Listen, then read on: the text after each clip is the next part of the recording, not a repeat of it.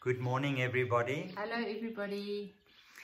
It is the 30th of December, high summer. And we in winter gear. 13 degrees today. Yeah. So it's cold and misty again today and rainy. It's quite wet. All over the river is flowing. Excuse me. So it's been a very good rainy season in that regard. So here at year's end, one tends to look back and look ahead and so on. To a large degree, such a transition is actually man-made. To draw up a calendar and say that's how it plays so now out. this year ends and a new year starts. Yeah. But I always think of it at the end of a year, and somehow it's good to have that almost like that line to cross. A divide. That divide, because it helps you to look back on the year and to see what has borne fruit, or what you didn't get round to doing that you wanted to do at the beginning of the previous year. I definitely wanted to be more active and walk more, and I just didn't do it. So again this year I'm telling myself that is something that I really want to do. But it's good to have that specific transition into a new, even if it's a man-made thing, just to recoup and to look ahead, look back. I think on a previous occasion, was it the last time, that we spoke of the prayer of examen? Yes. And yes. At year's end, within a bigger scale, one can apply that as well. What has been good? What has been life-giving? What has been difficult? Not in terms of avoidance, but what was difficult to handle? What announced itself? And what are my expectations of the year ahead? So the prayer of examen can come into play there as well. On a personal level, we know that in the new year there is definitely new developments. The Restory is going to move to a new location, another farm in Wakkerstroom area, more to Piet Retief side. Apparently much more colder. Much higher in altitude. Yes. So definitely colder. Yeah. Yeah.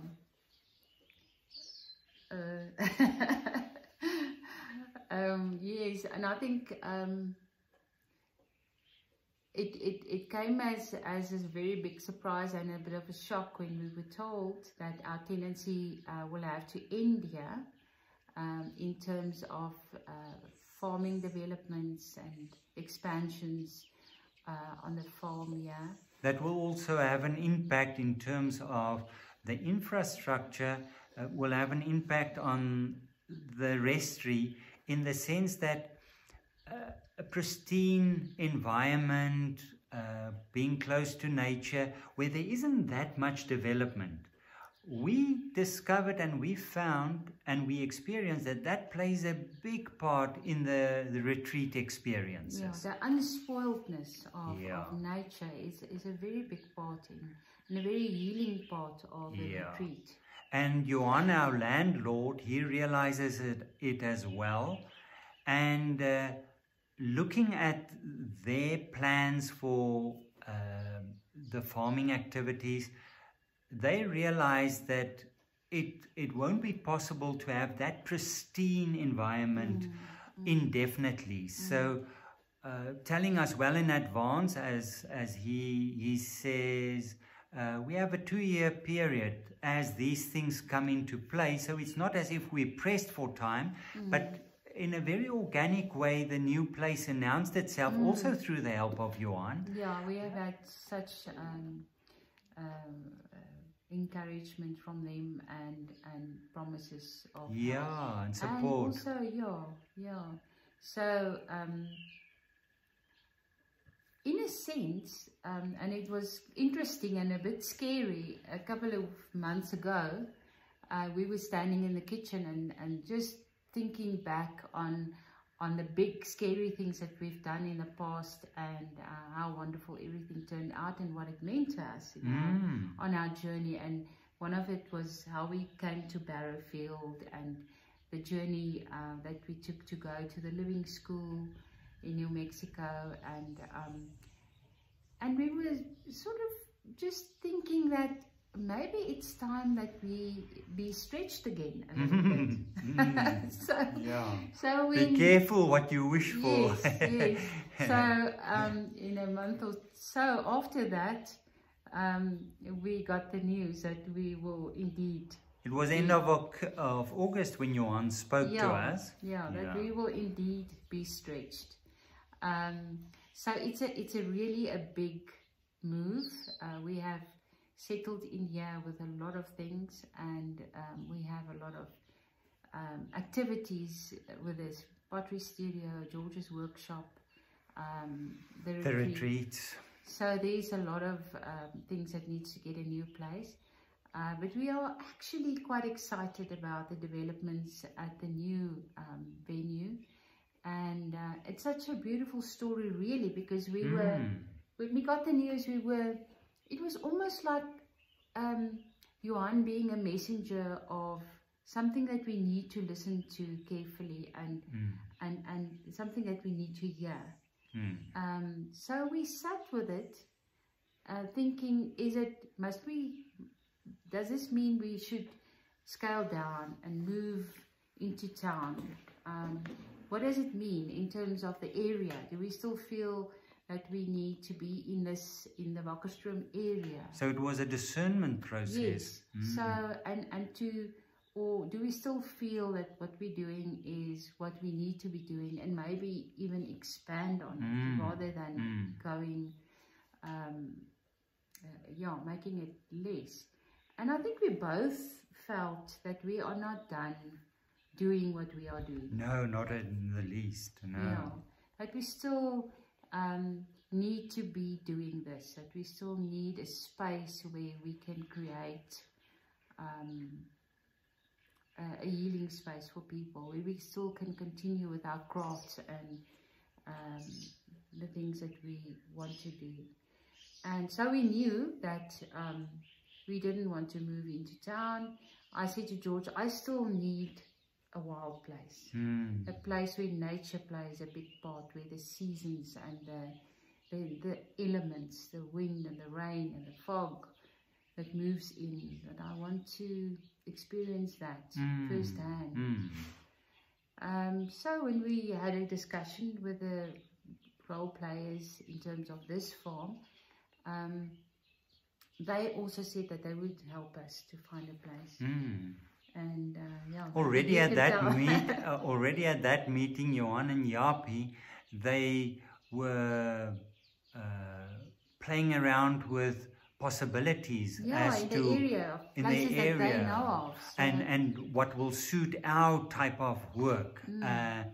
And after the meeting, Johan phoned somebody, and he came to our house quite excited, and he said, you know what, a place opened up in the area, and I have to tell you that it's even more beautiful than Barrowfield. And we said, Johan, that's a stretch, we love this place. And he said, no, you have to see it.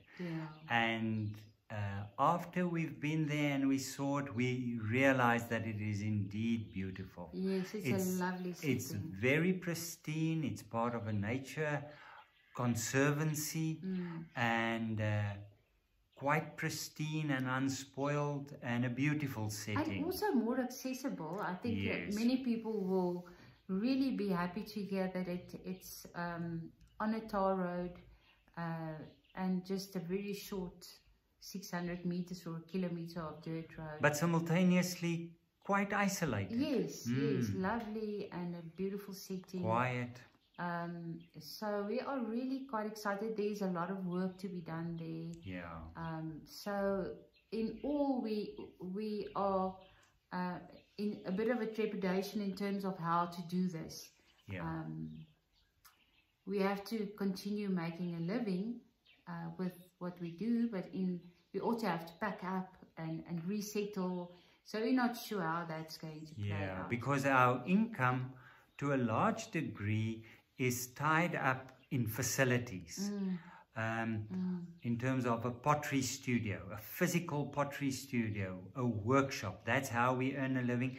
And then space for retreats, for people to come on retreat. Yeah. So in packing up here, we stop activities and source of income stops. Yeah.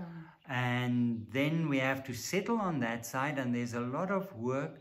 So it will take time to settle into such an extent that we up and running again. Operating at full speed again. So this period in between, sometimes it fills us with anxiety and uncertainty, but merely looking at the process up to now, we also realize that we can trust the process. If we look back as to how we moved here 9 years ago, we discovered Wakkerstroom 10 years ago, December, almost this time. And 10 years since we've discovered Wakkerstroom, and then in 2013, 9 years ago, we moved here, and it was such a lonely move. We only had the dream and the vision of starting a retreat center, and in the meantime, that work has been consolidated. It was placed on a firm base, and a community developed out of it and around the Restory, with so many people on so many levels being involved. And if we move now, we move not personally as such, but we move as the Restory, as an institution, as a retreat center, with so much support and people offering help and already helping. Because when we there has been questions as to will there be more of a certainty on that side, in terms of how long can we live there and all of that. But through a patron of ours, we know that we have life right there. So that's all. It plays in. Yes, Yeah. Yeah, it's one tends to, and it is with sadness. There's such a lot that we find very dear here, that we came to love. I love my pottery studio, the chapel. Everybody asks, what about the chapel? And we're not and we sure. say we don't know, but luckily on the contemplative journey by now we know that we don't always need to know. So we don't know. And already on the other side, we've identified a space that would be a beautiful chapel. And we will put up photos as soon as we can. Go there and take some nice photos. It was such a lovely experience, because in the last 2 months we've had, it was a busy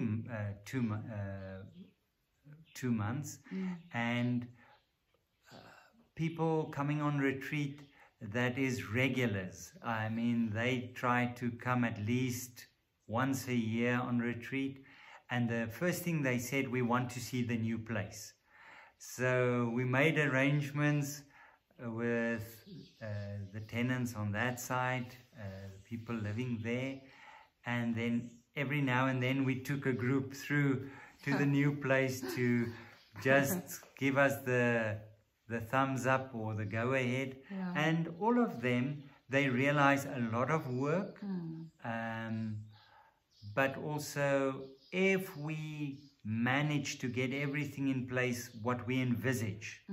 They can see it as... Yeah, and to an extent also a much bigger scope. Yeah. We will be able to accommodate more people. So there is also that in terms of expanding. Yeah. Which I think is important and that we know we need to do in terms of the Restory and our work. So, yeah, there's something that's slipping my mind now. Oh, yes, just in terms of people saying, just let us know, I can handle a paintbrush, you just feed us and we will come and help. We just want to hold you to that. We might just send out a schedule where you must put in your name for a certain weekend to come out. And because there's lots to do. So we will definitely need support in so many ways. And we know that we can also ask for that. So thank you for that. Yeah. And looking back on the past year, one of our highlights was these conversations and the recordings that we've started. It's been a while that we felt the need to do it, and it was such an enriching experience and so precious in so many ways. Thank you for the support in that regard. Thank you for the feedback and being part of the conversation. One of the subheadings under the title of our conversations is Conversations on the Journey, and we are all on this journey, and we've experienced that in this past year. People at certain stages of their journey, at certain places in their journey, and sharing that and how it ties into our own journey. It was just a wonderful experience. Thank you very much for that. If everything goes to plan in the new year, we want to carry on with it.